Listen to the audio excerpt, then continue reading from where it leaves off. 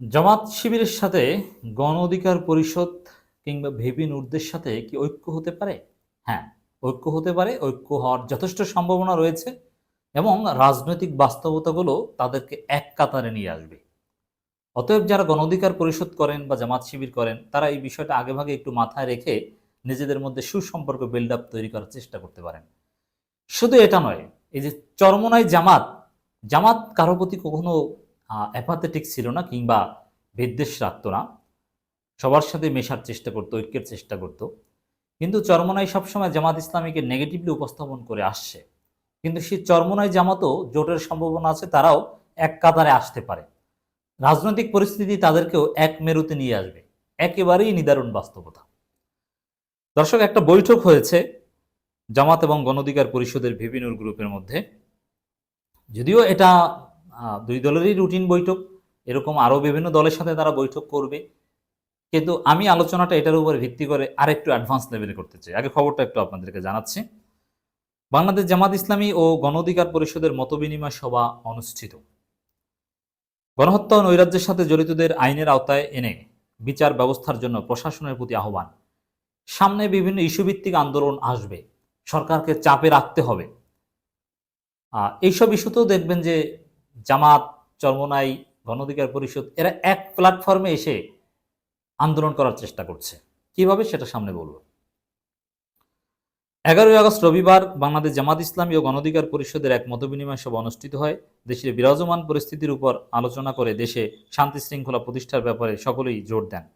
দেশের কোথাও কোনো দুষ্কৃতিকারী যেন পরিস্থিতি ঘোলাটে করতে না পারে, সে ব্যাপারে দেশবাসী সবাইকে সতর্ক থাকার আহ্বান জানানো হয়। মতবিনিময় সভায় আরও বলা হয় যে ছাত্র জনতার গণবিপ্লবকে ব্যর্থ করার জন্য একটি কুচক্রী মহল নানাভাবে ষড়যন্ত্র চালিয়ে যাচ্ছে। এই কুচক্রী মহল আওয়ামী লীগ, ভারতের দালালেরা। সহজ কথা, এটা আমার ব্যাখ্যা। দেশের কোথাও কোথাও দুষ্কৃতিকারীরা ঘটনা ঘটিয়ে তা রাজনৈতিক দলের উপর চাপানোর চেষ্টা চালিয়ে যাচ্ছে। এটা আওয়ামী লীগের স্যাবোটাজ। এ ব্যাপারে দেশবাসী সবাইকে সতর্ক থাকতে হবে। কেউ যেন আইন হাতে তুলে না নেয়, সে ব্যাপারে জনগণকে সজাগ ও সতর্ক থাকতে হবে।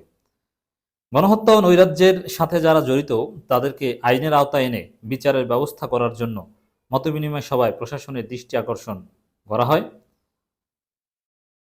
মতবিনিময় সভায় উপস্থিত ছিলেন বাংলাদেশ জামাত ইসলামের আমির ডাক্তার শফিকুর রহমান, নায়েবে আমির ও সাবেক MP doctor Syed Abdullah Mohammad Taher, secretary general সাবেক এমপি অধ্যাপক মিয়া গোলাম পরোয়ার, সহকারী সেক্রেটারি জেনারেল মাওলানা রফিকুল ইসলাম খান, জনাব হামিদুর রহমান আজাদ, মাওলানা আব্দুল হালিম, কেন্দ্রীয় নির্বাহী পরিষদ সদস্য জনাব সাইফুল আলম খান মিলন, কেন্দ্রীয় প্রচার ও মিডিয়া সম্পাদক সেক্রেটারি জেনারেল মিডিয়া সেক্রেটারি জনাব মতিউর রহমান আকান্ত, কেন্দ্রীয় নির্বাহী পরিষদ সদস্য ও ঢাকা মহানগর দক্ষিণ আমির জনাব নুরুল ইসলাম বুলবুল, কেন্দ্রীয় নির্বাহী পরিষদ সদস্য জনাব মোবারক হোসেন প্রমুখ। গণ অধিকার পরিষদের পক্ষ থেকে উপস্থিত ছিলেন গণ অধিকার পরিষদের সভাপতি নুরুল হক নূর, সাধারণ সম্পাদক রাশেদ খান, হাসানুল মামুন, আরও অনেকে। যাই হোক দর্শক, একটা হাই প্রোফাইল বৈঠক বলা যায়। দুই দলেরই শীর্ষ নেতৃত্ব উপস্থিত ছিল। আমিরে জামাত অত্যন্ত ব্যস্ত মানুষ, সেখানেও এই বৈঠক করেছে। এটার তাৎপর্য আছে নিঃসন্দেহে। দেখেন, আওয়ামী লীগ মুক্ত বাংলাদেশে, আওয়ামী লীগ মুক্ত হবে, এখন পর্যন্ত আওয়ামী লীগ মুক্ত হয়নি। আওয়ামী লীগের বিচার হবে, যাতে তাদের নিবন্ধন থাকবে না, তারা নির্বাচন করতে পারবে না, তারা নিষিদ্ধ হবে। তখন তো আর জামাত বিএনপি জোট হবে না, বরং জামাত বিএনপি একে অপরের বিপরীত দল হবে।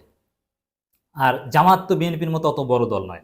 তো জামাত চাইবে ক্ষমতায় আসতে, আর জামাত ক্ষমতায় আসতে চাইবে, এর ফলে জামাতকে জোট করতে হবে, বিএনপিকে পরাজিত করতে হলে। এজন্য জামাত চাইবে দ্বিতীয় বৃহত্তম দল হিসাবে গণ অধিকার পরিষদ বা এরকম ডানপন্থী দল, এমনকি চরমোনাই বা এরকম ধর্মভিত্তিক দলগুলোকে নিয়ে বড় একটা জোট গঠন করতে, যার ফলে বিএনপিকে হটিয়ে ক্ষমতায় আসার একটা সম্ভাবনা থাকতে পারে।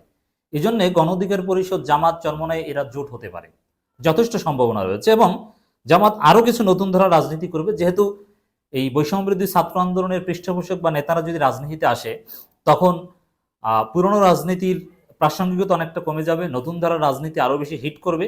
তখন সেই নতুন ধারা রাজনীতিতে খাপ খাওয়ানোর জন্য জামাত আরো নতুন ধারা রাজনীতি করবে, নিজেদেরকে কিছুটা সংস্কার করতে বাধ্য হবে। তারই একটা ইঙ্গিত পাওয়া যায় এই গণ অধিকার পরিষদের সাথে জামাতের এই বৈঠকে, যে আগামী দিনে গণ অধিকার পরিষদ, জামাত, বিএনপি একসাথে পথ চলবে এবং এটা জরুরি।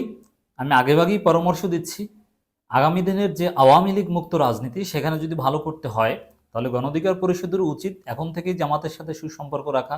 গণ অধিকার পরিষদের দুই গ্রুপেরই, জামাত গণ অধিকার পরিষদ, গণ অধিকার পরিষদের ভবিষ্যৎও ভালো, যেহেতু তাদের একটা বড় অবদান ছিল।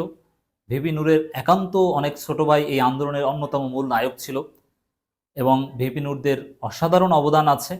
তো সব মিলিয়ে আগামী দিনে গণ অধিকার পরিষদের ভবিষ্যৎ উজ্জ্বল। তবে তার এককভাবে নির্বাচনী রাজনীতিতে কোথাও আসনে জিতবে এটা কঠিন। এ কারণে জামাতের সাথে জোট করলে তাদের জন্য খুব সহজ হয়ে যায়।